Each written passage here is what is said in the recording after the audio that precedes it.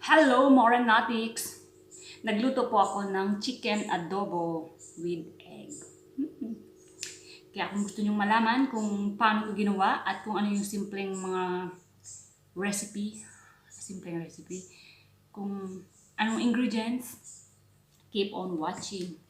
At tararan! Sorry raw.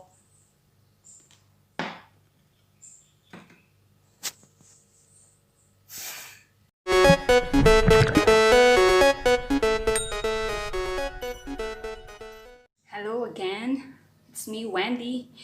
Today we are going to cook adobo without using oil, okay? Yan. So kailangan dapat yung cooking pot nyo is siya, yung oil base ba? Oil base ba tawag doon? Ewan ko. You invest in good cooking equipments. So I'm using Tefal. It's one of the best cooking pots, ganun. Ewan ko kung basta ganun. Basta mag-vlog ng hindi ready, no? And then yun nga. So hindi antang ito unahin ko munang lutuin yung chicken para lalabas yung kanyang oil. Tapos yung oil niya, yun ang gagamitin kong panggisa. Yeah? So, let's start. Nga guys, yung sabi ko, ito yung gagamitin kong pot. Okay? And here are the ingredients. Super lang. Tawag niyan. Simple. So, onion, ginger, garlic, salt, pepper, adobo, and of course, yung ating bay leaves. Let's start cooking. Na po, pinainit ko na yung ating pot. And if medyo mainit-init na, yung medium fire. Let's put yung ating chicken. Yan.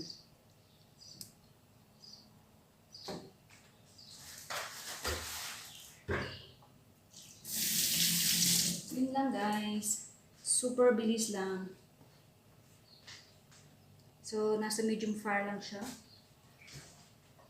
Let's check. Ayan. Nag-o-oil na po siya. Ayan. Kita nyo po. Ikita nyo. Ayan. Pusa siyang nag-o-oil. So, flip nyo lang. So, it won't get burned. Ayan.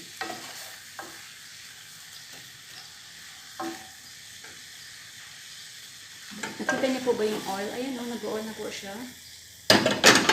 So, yung gagamitin natin na pang saute.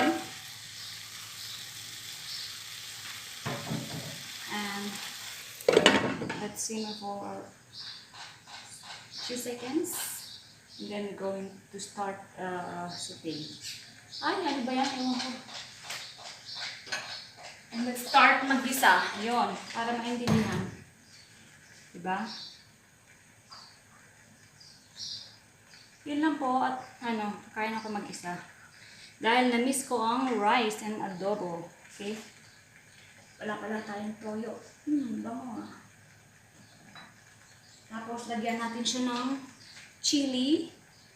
Mamaya para medyo may kagat-kagat na anghang. Ayan guys. And let's lower down the fire. And let's take out the chicken. And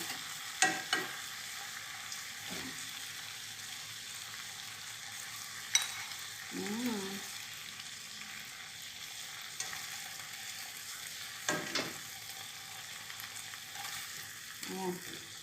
Lumabas na yung kanyang oil. Ow! Hindi expert sa pagluluto, halatado. Anyway, what I've learned during my marriage is cooking. Kailangan yan. Marunong magluto. So, yan. Ilagay na natin ang ating garlic. Yan.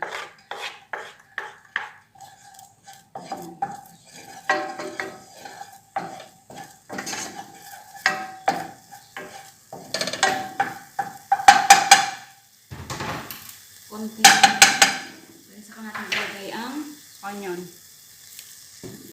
And let's start putting the onion. Yan. Ang bango. You know what I do? The trick that they told me. When you cook,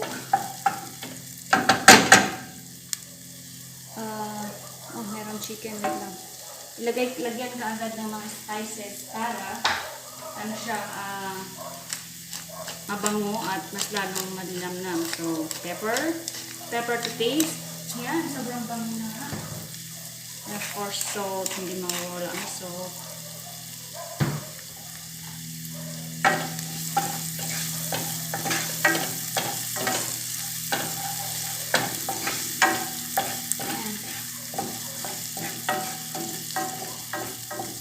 Make sure not to burn the garlic para hindi siya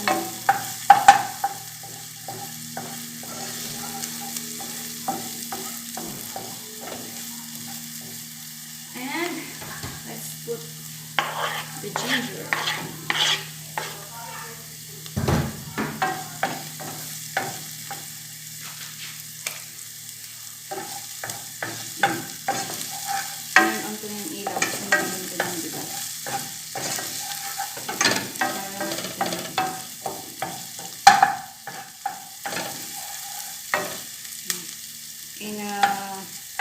Medium to slow fire lang.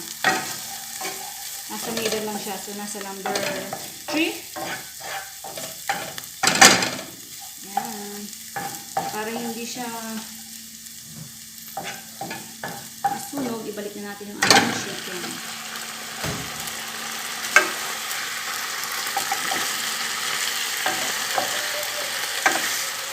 Let's check. Wow! Ang bango! Ayan, balik rin lang po natin. If medyo mag-golden brown na siya, then let's add water.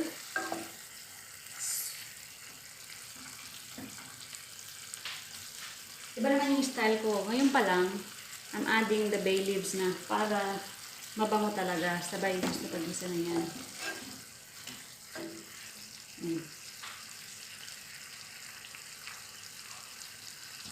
And let's simmer in a few seconds.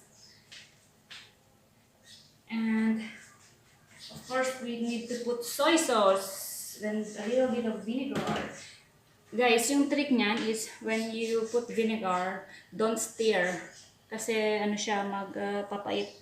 Magiging mapait siya. Kaya, yun.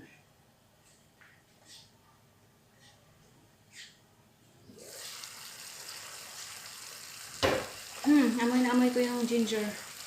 Naglagay ko ng ginger kasi alam mo yun, para matanggal yung lansa ng chicken. And gusto ko ng ginger. So let's add some water. Ano lang siya, konti lang siya. Yan.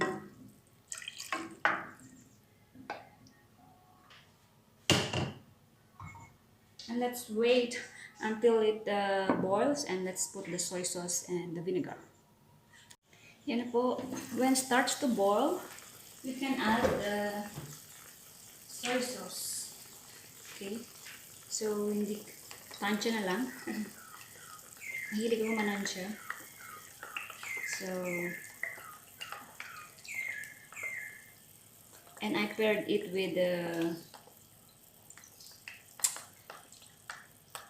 boiled egg mamaya.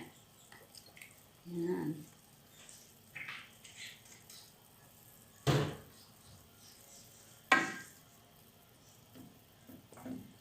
Ayan. And let's cover again. Oh, we have to put the adobo seasoning. Yan, adobo seasoning. Para mas lalong sumarap ang ating adobo. I don't know, but there's an adobo seasoning here, no? Parang kaloka lang. Yan.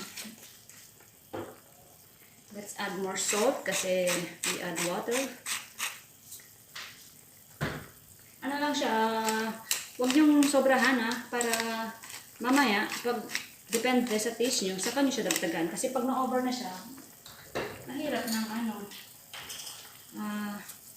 tag niya. Ayusin. Wow. And put some spicy. Depends on your liking. Ayan, ang bango niya na po. Sobra. Gusto namin ihadin parehong parehong medyo spicy. Ayan.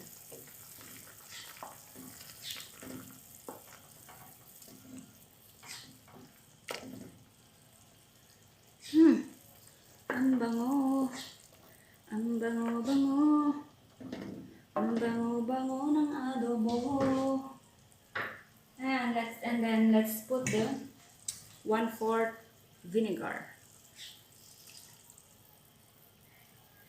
And don't stir. Once you put the vinegar, don't stir. And yan, hanggang sa mag-oil na siya. Then, saka natin siya lagyan ng konting sugar. Okay. And, ayan na po. It's boiling. Kita nyo ba? Ayan.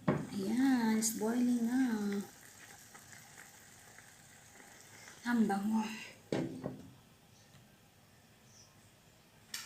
Kulang na lang talaga is kanin. Magluluto ko naman mamaya ng kanin. Ang pala, tag ito. Wait lang. Pinapabisan ako. Alam nyo ba, pag nagluluto ako ng kanin, nilalagyan ko siya ng konting glutinous rice. Yun. Kasi masarap. Pinapawisan ako. Sobrang init dito. Ayan. Sobrang init. Ang gulo. Sorry naman. Ang gulo ng antag nito. Ng aming bahay. Yan. Yan po. Ang bahay namin. Super simple. Dalawa lang naman kami. So, okay lang. We are planning to move. Wait pa namin yung agreement. Kasi, ang sabi, lang daw, short term. Hindi naman kami pwedeng short term kasi long term. Yun lang. Yung aking Kasi nag-swimming ako this morning. Kaya, andun ba yung aking sunscreen. Ayan.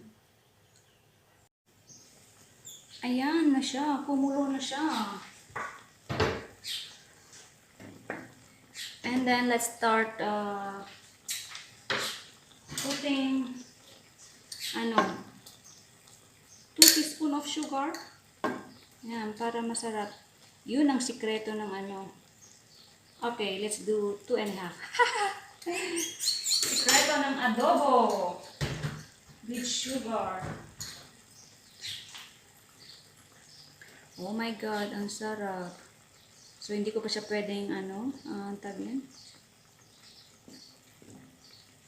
Ihalo-halo. Ayan, baliktarin ko lang yung chicken.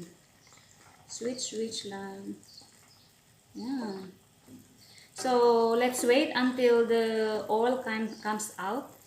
And then, it's ready. And then, let's check the taste. Kung masarap ba siya, then we can add some spices again. And, let's cover again. Ganun lang po. Sobrang bilis-bilis lang ang adobo. It's one of the easiest Filipino dish. Yung adobo. Siya. Sobrang sarap. Yan. Wait lang po na talaga siya. Yung lalabas yung kanyang oil.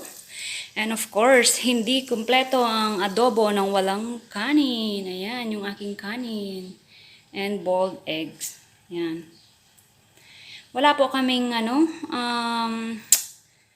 rice cooker kasi hindi naman kami laging nagluluto ng ng kanin. So, yun. Hindi na kami bumili. Yun lang. Ang bango niya talaga, guys. Super bango niya. I can't wait. Sobrang gutom na po ako. Mukbang ako mamaya. At ayan na po siya. Luto na siya. Lumalabas na yung mga mantika, yung oil. Ayan. Konti na lang. At ang kanin natin ready na. And of course, ready na din ang ating egg. Ayan, ano ko lang, ayusin ko lang po siya. And then, I'll show you the final result. And the final result is, chararan, dan dan dan, ayan, ang aking adobo with egg. Mukha ba siya masarap? Pero masarap talaga siya, in fairness. Masarap. Kaya apat yung egg na yan, dahil tigda-dalawa namin ni Habi. Ayun lang. It's my super easy and simple chicken adobo. Tapos na po tayo nagluto, and of course, ang gagawin natin next is syempre kakain. At ito na siya. So, magkakamay ako kasi sobrang harap. Sobrang masarap ang tawag niya? Kumain ng magkakamay.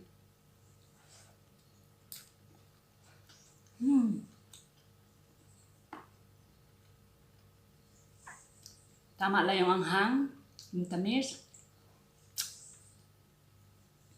Kain po muna ako, ang sarap. Sobrang sarap talaga, promise. Namiss ko to. Namiss ko ang sabi ito? Magkanon, tas kamay-kamay.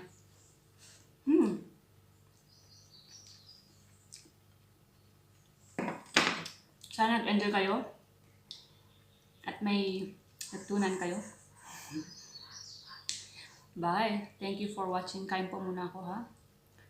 Thank you for watching po. Bye-bye. God bless. And pag hindi pa kayo nag-subscribe, please subscribe on my channel and click the notification below for more updated videos. Diba? Bye. God bless everyone.